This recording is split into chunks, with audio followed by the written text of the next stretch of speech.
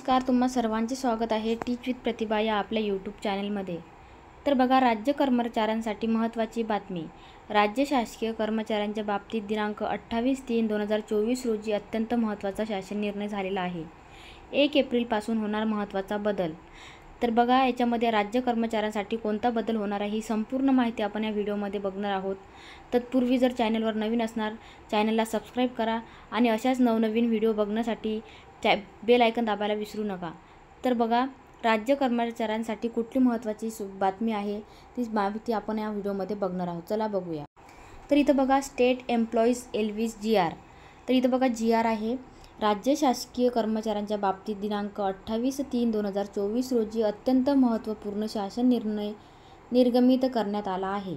राज्य शासकीय अधिकारी कर्मचाऱ्यांना 1 एप्रिलपासून रजा घ्यायची असल्यास त्यासाठी ऑनलाईन अर्ज करावा लागणार आहे। त्यामुळे जुनी प्रचलित व ऑफलाईन पद्धती करण्याची प्रक्रिया आता होणार आहे। या संदर्भात दिनांक 28/3/2024 सामान्य प्रशासन विभागाने शासन निर्णय निर्गमित केला आहे। राज्य शासकीय अधिकारी कर्मचारी यांच्या सेवा पुस्तक विषयी बाबी संदर्भात ई-हार्म्स म्हणजेच ह्युमन रिसोर्स मॅनेजमेंट सिस्टम प्रणाली विकसित करण्यात आली असून त्या अंतर्गत सर्व शासकीय अधिकारी कर्मचाऱ्यांची डिजिटल सेवा पुस्तके तयार करण्यात येत आहेत। तसेच सर्व शासकीय विभागाच्या नियंत्रणाखालील अधीनस्थ कार्यालयाच्या उदाहरणार्थ आयुक्तालय, संचालनालय समावेश या नवीन प्रणालीत करण्यात येत आहे। या प्रणालीवर सर्व अधिकारी कर्मचाऱ्यांची सेवा पुस्तकांवर माहिती भरण्यास सर्व संबंधित विभागांना राज्याच्या सामान्य प्रशासन विभागाच्या वतीने 3 मार्च 2023 च्या परिपत्रकानुसार सूचना देण्यात आल्या आहेत। या नवीन प्रणालीमध्ये सुट्टी म्हणजेच लीव या पर्यायात रजेचे ऑनलाईन अर्ज करण्याची सुविधा उपलब्ध असणार आहे। बऱ्याच विभागामध्ये ऑनलाईन अर्ज करण्याचे प्रमाण फारच कमी असल्याने आढळून आले आहे। परंतु आता 1 एप्रिलपासून रजेचे अर्ज फक्त आता ऑनलाईन पद्धतीने स्वीकारले जाणार आहेत। ई-हार्म्स प्रणालीमध्ये लीव्ज या सेक्शनमध्ये रजेचे ऑनलाईन अर्ज सादर करण्याची सुविधा आहे।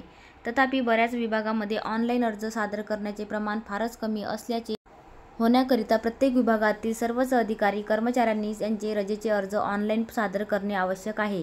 दिनांक 1 एप्रिल 2024 पासून यांचे सर्व रजेचे अर्ज ई-हार्म्स प्रणालीमार्फतच सादर करण्याच्या सूचना द्याव्यात। तसेच सर्व विभागांनी त्यांच्या अधीनस्थ सर्व अधिकारी कर्मचारी यांच्या रजा लेखी अद्ययावत ठेवावेत। कोणतेही रजेचे ऑफलाईन अर्ज स्वीकारला जाणार नाही।